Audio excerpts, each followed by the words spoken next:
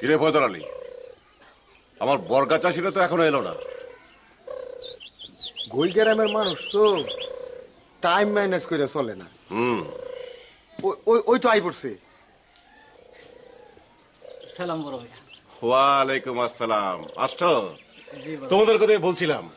তারপর কেমন আছো তোমরা? আপনার আল্লাহর রহমতে ভালোই আছি বড় মিয়া। আমার কালাগায়ের শেরখান এক দুধ? জি বড় মিয়া। তাও আবার কালো গায়ের? আমি তো একটা বাফা পিঠা আনছি। ভাপা পিঠা খেজুরের গুড় দিয়েছো তো? জি বড় মিয়া। হ্যাঁ, তুমি কি এনেছো? একটা নাম নিয়ে এসেছি। বাহ বাহ বাহ বাহ বাহ বাহ বাহ বাহ। দেখো, তোমাদের এই প্রেম ভালোবাসাই আমাকে শহর থেকে এই গ্রামে টেনে নিয়ে আসে। তারপর তোমরা ধান কাটছো কবে? আপনার অনুমতি পাইলে কাল থেকে কাটা শুরু করবো। তাহলে শুরু করে দাও। কি বলো বদলি? যে বড় মিয়া আপনার ইচ্ছা। তাইলে আমরা এখন যাই। হ্যাঁ, এসো। সালাম বড় মিয়া।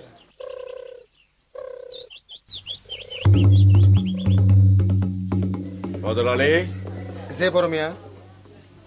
করম আলীকে খবর দিয়েছিস? দিয়েছি বড় মিয়া। কিন্তু সে তো এখনো এলো না।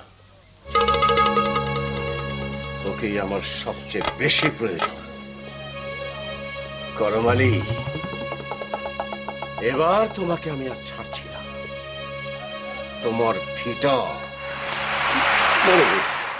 বড় মিয়া, আপনি আমার আর কয়টা দিন সময় দেন বড় মিয়া। অসম্ভব, অসম্ভব করম আলী। আমি তোমাকে একদিনও সময় দেব না। দেনা শোধ করতে না পারো, ভিটা ছেড়ে দাও। ওমা, আপনি এটা কি করেন বড় মিয়া? দেন, এই বিটাটা আমার বাপ দাদার আশীর্বাদ।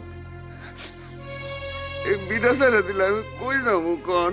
ভিটা ছেড়ে কোথায় যাবে না যাবে সেটা আমি বলে দেবো তোমাকে। না না বড় মিয়া, আপনি এমন করে কথা কইেন না গো বড় মিয়া। আমার বাপ দাদা 14 গোষ্ঠী আপনাকে গোলামি করছি।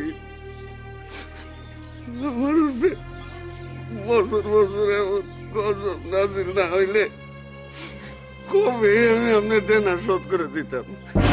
দেখো করম আলী, তোমার এরকম কথা আমি অনেকবার শুনেছি, আর কোনো কথা আমি শুনবো না। শেষবারের মতো বলছি, 7 দিনের মধ্যে তোমার এই ভিটা খালি করে দেবে।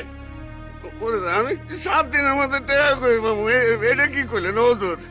হুজুর বলতেছে দেওয়া তো কি আমি কি করবো? আমার তো